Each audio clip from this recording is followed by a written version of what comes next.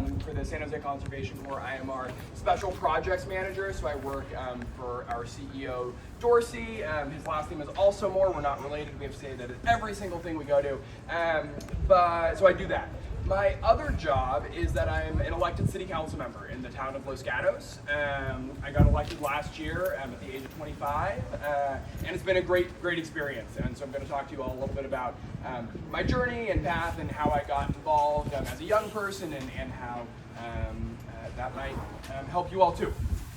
So I went to Lee High School in San Jose. I grew up here, and my mom, who's here, Mrs. Moore, will be the very first person to tell you that when I was in high school, I was a very different person than I am today.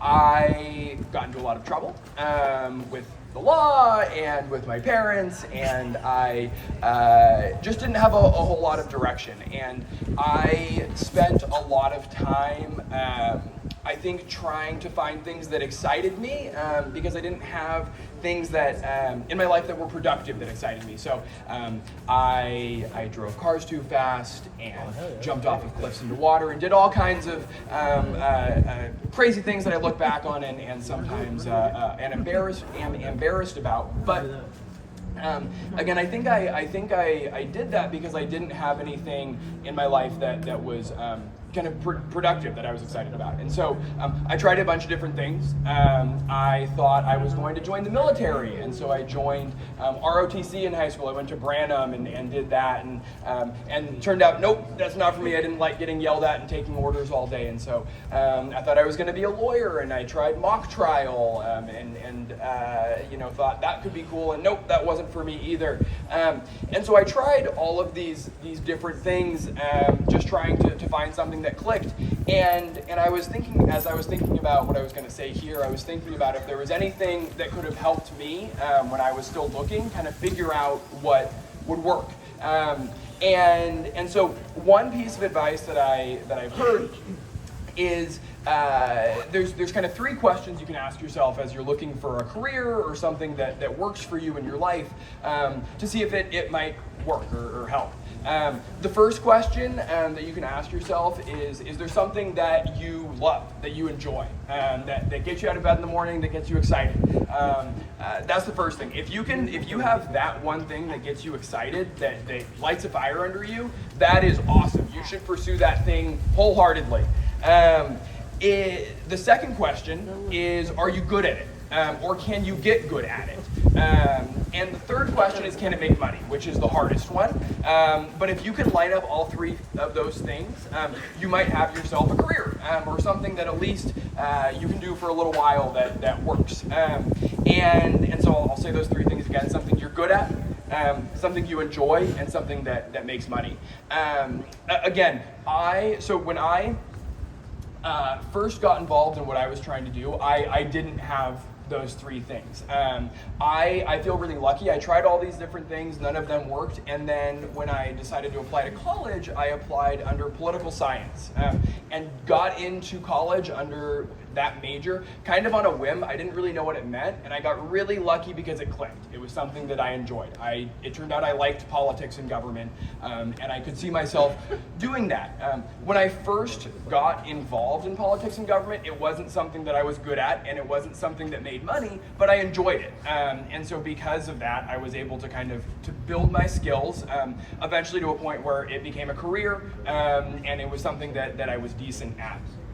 So I went to school and studied political science down at Cal Poly San Luis Obispo. And when I was down there, I jumped headfirst into politics because, again, I had found this thing that I enjoyed. And so my first political campaign was a campaign called Measure G, and it was to ban fracking in San Luis Obispo County. Fracking is like the dirtiest, worst form of oil drilling. And I knew I cared about the environment, but I really cared about this particular issue because Chevron was trying to put oil wells in all of the poorest black and brown communities in SLO County. And so I could, work on helping people and helping the environment. And so I dove headfirst into that campaign. I registered hundreds of students to vote. I worked with a lot of great people to knock on doors and get out the vote for this campaign, and it was super, super exciting. It really was it was an incredible experience. And then I learned one of the hardest lessons that I've ever learned in politics, which is that you don't always win. And at the 11th hour, kind of at the end of that campaign, Chevron, the big oil company, came in and wrote a check for $8 million and crushed us. We lost by a lot. And that was so hard. It was horrible. I felt so sad, and it was just a very difficult experience. And then after kind of processing that, I realized the fact that Chevron can write an $8 million check and defeat this amazing grassroots campaign is all the more reason why young people need to be involved in politics and fight for the things that we believe in and care about, because there are so many other battles to fight and so many other battles that we can win. As I continued getting involved in politics, I got involved, a lot of folks, when you think about politics, you think about the president and things like that, and Congress, and so that's what I tried to do. I worked for Congress for a little bit. I worked for the United Nations Foundation, working on international vaccine advocacy. This was before COVID. But I realized as I got further and further away from my community, I was having less of an impact. I wasn't kind of making the impact on the people in my life that I wanted to, and so I decided that I wanted to have a more local focus in politics to help people that were in my community. And so that's when I decided to move back home and run for office. And so I started running for the Los Gatos Town Council like a year and a half ago. And it was the scariest thing I've ever done in my entire life. It was one of the hardest decisions I ever made. I knew it was going to be a challenge. I didn't know how hard it would be, but it was so intimidating, and currently all the people on the Los Gatos Council besides me are over the age of 60. They all have money. They're all retired, and that wasn't me. I worked here at the San Jose Conservation Corps while I was running, and while the San Jose Conservation Corps compensates fairly, I wasn't a millionaire, and so I couldn't quit.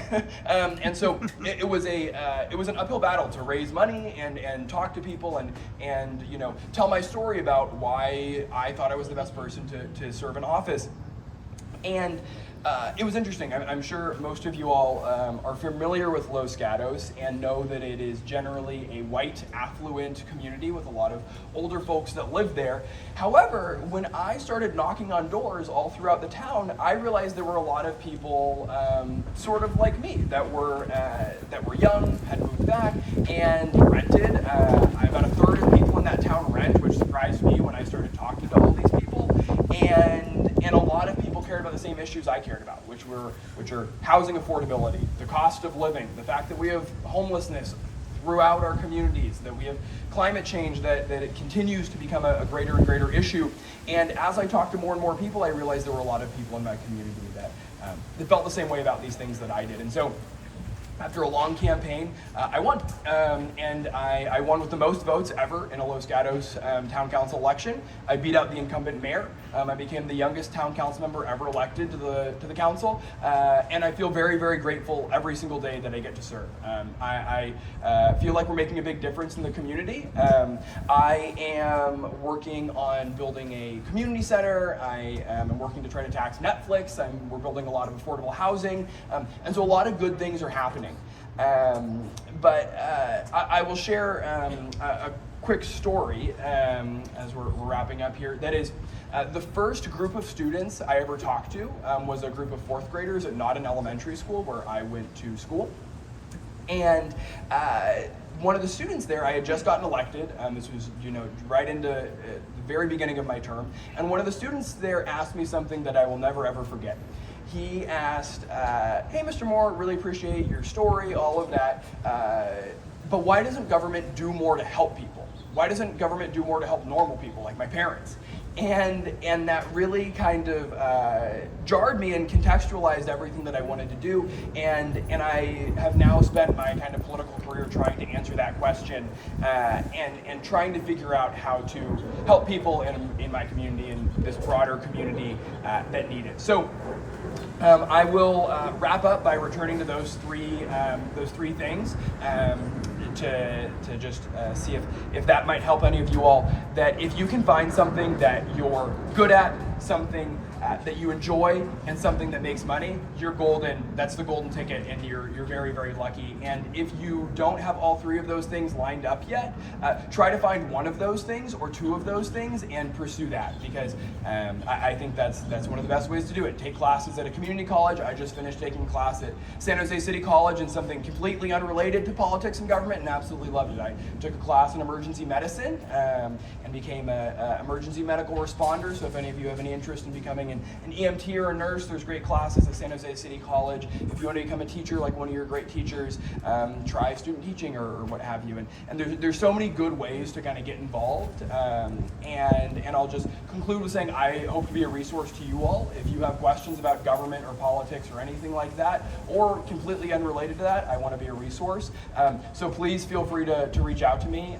You can follow me on Instagram at Rob Los Gatos. Shoot me a DM, or you can email me at rmore@losgatosca.gov. One of your teachers or administrators can give that to you if you want to get in touch. And that's all I've got. If anyone has any questions, please let me know.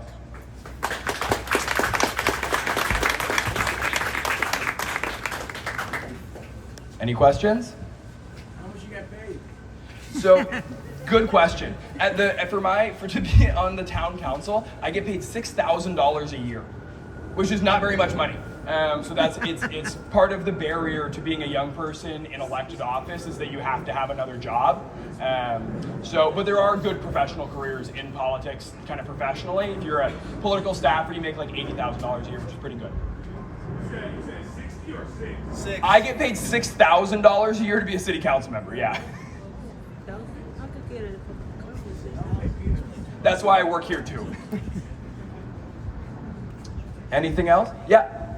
How did you get started? I'm assuming with being Saracen City Halls. Was that part of your indoctrination? Yeah, that's a super good question. I got started working on political campaigns. Political campaigns are a really great way to get involved in politics and government, because if you ask someone to work on their political campaign, I guarantee they will say yes. They will, no matter who it is, they will say yes, because they need volunteers and people to help them. And you might not necessarily start in a paid role on a campaign, but you can definitely build up to a paid role. And I'll also share that campaigns are not just political campaigns. There's lots of great campaigns happening in the city of San Jose right now to end mass incarceration, to fight food insecurity, all those different things. So a campaign is a really good way to kind of get your feet wet in advocacy and fighting for the things that you care about. I got a question. Yeah. When you found out what you wanted to do as far as career-wise, what sacrifices did you have to make in order for you to pursue what you wanted to do? That's a super good question. Yeah, so a few different ones, I think. The first was that there were other things I wanted to do that I knew I wasn't going to be able to do if I fully pursued this, right? So there had been all these other kind of things I was interested in, and when you find something that you're really passionate about, really, I think you have to go all in on it, fully commit to that. And for me, that was spending hours and hours a week trying to get better at that. When you go to college, you're working with you're around a bunch of other people that are interested in the same thing you are, and so you have to work hard to kind of be competitive. And so it definitely took time and hours and all of that, but it's absolutely doable. And I think, again, another piece of advice I'll share is if there's something that you do care about, if you care about it, spend at least a few hours a week working on that thing. Just a few hours a week will make all the difference. Yeah. Anything else? No. Cool. Thanks. Who's got another? Yeah.